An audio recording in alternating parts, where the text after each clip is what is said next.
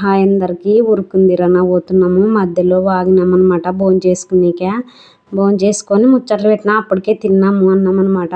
మాడమైంది. నా కొడుకుకి ఎంటికలు ఇద్దామని పోతున్నాము. ఆదివారం అమాస మళ్ళీ పొద్దున సోమవారం దర్శనానికి కూడా పోవచ్చని ఆడవాళ్ళు కలిస్తే ముచ్చట్లే కదా. తిన్నాక బాగా కొంచెంసేపు ముచ్చట్లు పెట్టుకొని దగ్గరకు వచ్చినాం అన్నమాట. ఉరుకుందికి 2 ఆడ తిని మళ్ళీ నైట్ క్యారేజ్ కూడా తెచ్చుకుంటాం. ఉరుకుందులోనే తింటాం. దర్శనం పోయించినాం. మళ్ళీ మరుసటి రోజు ఇక్కడ మా చిన్నమ్మనే ఉరుకుందిరన్న వస్తాడనమాట. దర్శనానికి పోయినప్పుడు సామి వచ్చింటే ముఖానికి బొట్టు వేసినారు దండిగా. ఇంకా బయటకు వచ్చినాక ఫోటోలు దిగుతుంటే వీడియోలు తీస్తున్నాం. మా ఊరు దగ్గర అమ్మ వాళ్ళ ఊరు. ఎవరన్నా మా ఊరోళ్ళు కనపడతారేమో అని చూస్తున్నాను అనమాట. నన్ను ఉరుకుందుకు వస్తే మా ఊరోళ్ళు ఒకరన్నా కనపడతారని ఆలోచిస్తాను అనమాట.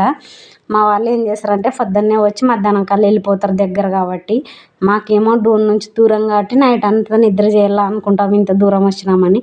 గుడి ఎంత అందంగా ఉందని చూపిస్తున్నాను అనమాట. అన్ని గోపురాలు బాగున్నాయి. 4-5 గోపురాలు ఏమి ఉన్నాయి.